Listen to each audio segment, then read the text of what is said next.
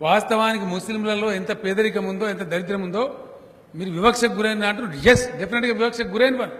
ఏందండి రామచంద్రరావు గారు, మీరు కథ చెప్తున్నారా? మీరు చెప్పిందే వేదమా ఈ దేశంలో? ఎందుకు ఇవ్వకూడదండి ముస్లింలకు రిజర్వేషన్? ముస్లిం అనగా రిజర్వేషన్ ఇవ్వద్దని ఏమన్నా ఉందా? హిందువులకు ఎందుకు ఇవ్వాలి, ముస్లింలకు ఎందుకు ఇవ్వద్దు? మీ దగ్గర సమాధానం ఉందా దానికి? ఓటు బ్యాంక్ రాజకీయం చేసేది మీరు. మీ కిస్మత్ బాగలేదు ఈ తెలంగాణలో. ఇలా కొద్దిగా కథ కట్టేమో చేద్దామనుకున్నారు, ఊట కొట్టింది మీ నాయకుడే. మీది మీకే బూమరాంగ్ అయింది. మీ పథకం నడవలే, మా పథకం నడిచింది. నేనేమంటున్నానంటే ముస్లింలు వ్యవస్థకు గురి కాలేదండి. ముస్లిం పిల్లలు ఎక్కడనండి? అలా ఏ ఒక్క ప్రభుత్వం ఏ ఒక్క రెసిడెన్షియల్ స్కూల్ పెట్టిందా? వాళ్ళ జనాభా ఎంత, వాళ్ళ కథ ఎంత, వాళ్ళు ఎవరైనా పట్టించుకున్నారా? వాళ్ళ పేదరికం ఏందండి? మేం చెప్తలేమండి.